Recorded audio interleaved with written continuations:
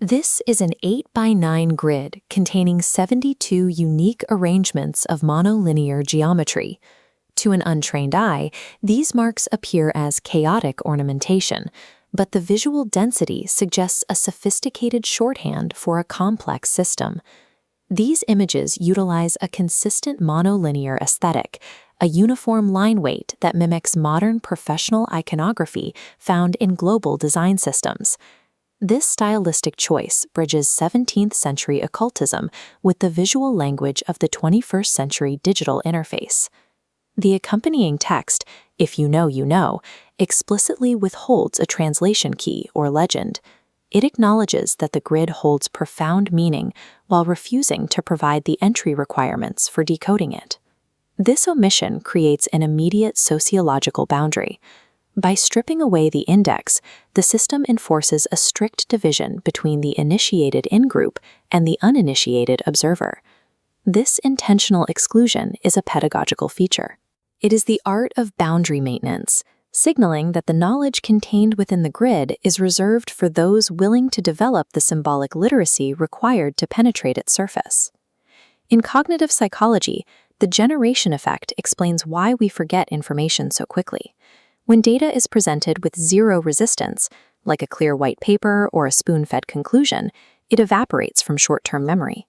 But when the brain is forced to wrestle with ambiguity to solve a riddle, the neural pathways thicken, wiring that knowledge into long-term memory. The visual complexity of these sigils leverages this effect by design.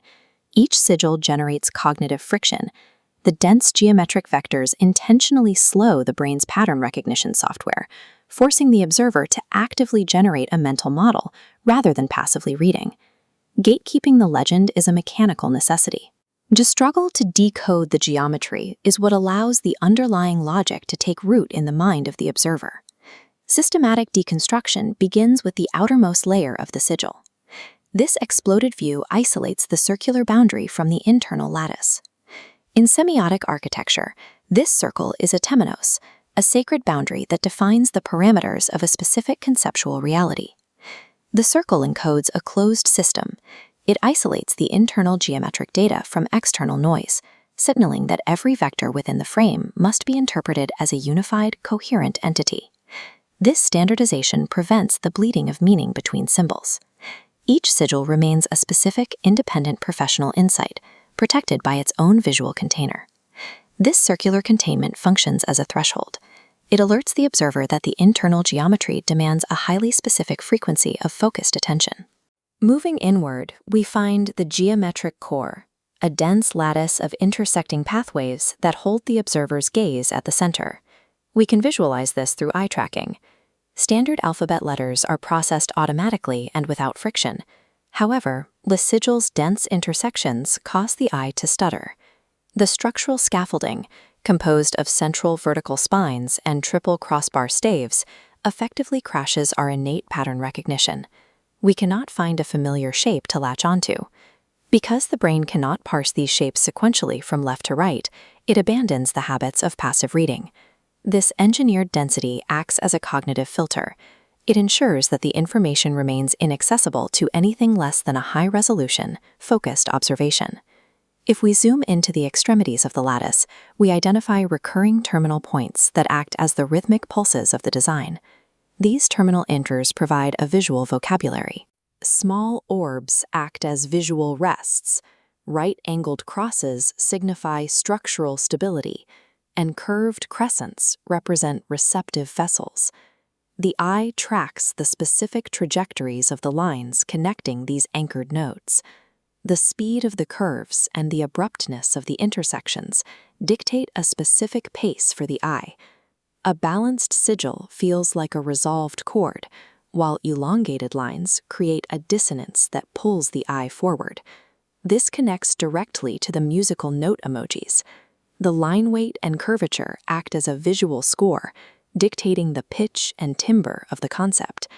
This interaction creates a visual cadence, a melody of hidden wisdom that only resonates through a deliberate transition from looking to listening.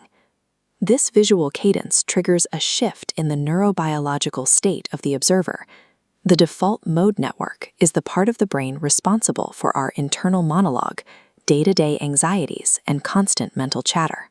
This chart illustrates a sensory saturation mechanism.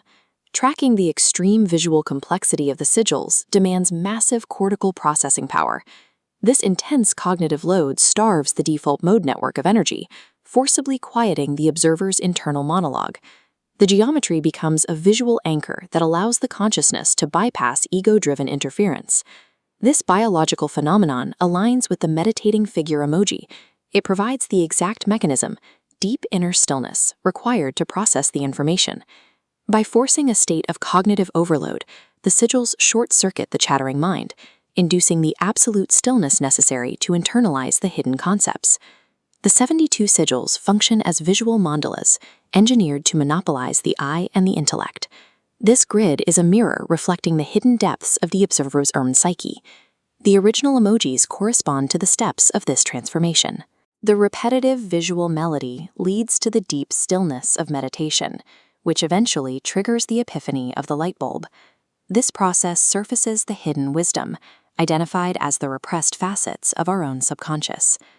The high-contrast, chaotic structure of the sigil aligns into a sudden internal clarity, converting a static representation into a dynamic mental model. Modern digital information is often engineered to remove all cognitive friction, leading to a landscape of effortless, surface-level consumption. But language fails at the threshold of profound realization. The things most worth knowing cannot be spoon-fed. They are the hard-won insights generated only through the struggle of high-friction observation.